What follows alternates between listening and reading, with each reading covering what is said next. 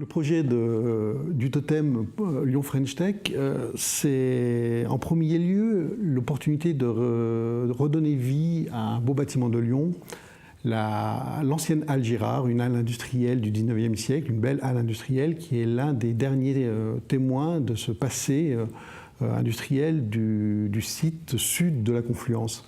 Le projet, donc, il s'inscrit dans une démarche, une première attitude qui est la réhabilitation de ce projet, de ce beau bâtiment, par la mise en valeur des éléments architecturaux, industriels.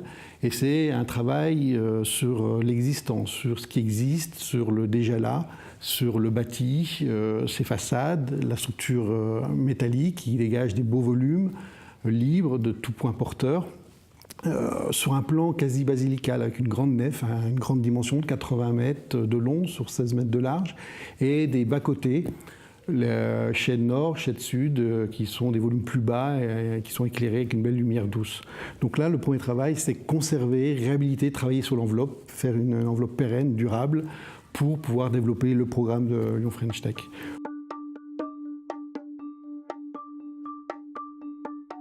Trois premiers strates, c'est la partie, on va dire, stable du projet.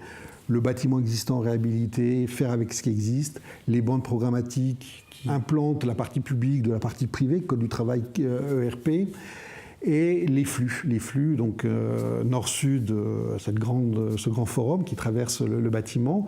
Et puis d'ailleurs, on a fait une distribution fonctionnelle de livraison, puisque le seul accès routier, on va dire, du site dans un temps futur, ce sera le quai Perrache, puisque tout le reste sera pétitionné.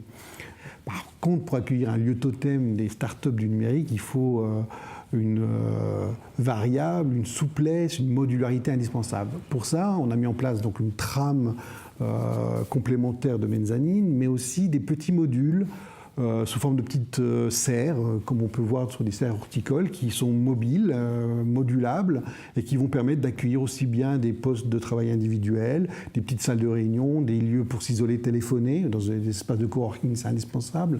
On peut travailler ensemble, mais il faut pouvoir trouver des lieux pour s'isoler. Ça va être aussi dans les espaces événementiels, des espaces de guichets, de bars.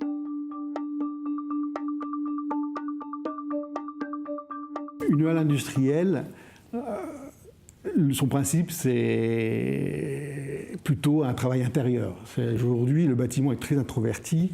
On a un éclairage par des sheds, c'est-à-dire des bandeaux lumineux vitrés en toiture qui amènent une lumière nord sans éblouissement, sans soleil direct, et très peu de percements périphériques, hormis les grandes portes d'entrée qui permettaient de livrer la matière et la faire sortir.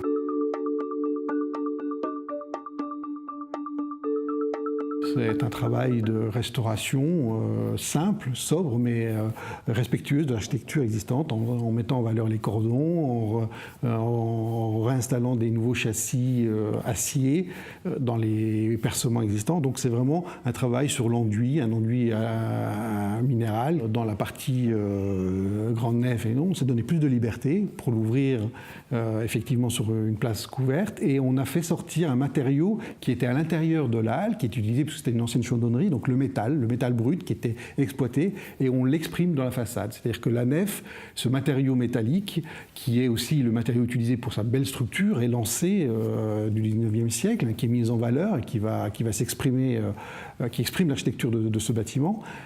Donc ce matériau métallique va se développer sur des façades et habiller le restaurant, habiller la façade événementielle. À l'intérieur, par contre, pour la partie tertiaire, on a, dans ce grand volume des sheds, on est venu glisser un nouveau matériau, un matériau qui était peu présent dans le bâtiment existant, qui est le bois. On a utilisé le bois pour sa légèreté, pour sa souplesse de mise en œuvre, et sous une forme de mezzanine qui vient se glisser au travers la structure existante métallique pour créer de la surface complémentaire, créer l'échelle nécessaire et la trame, la répétitivité pour les espaces tertiaires.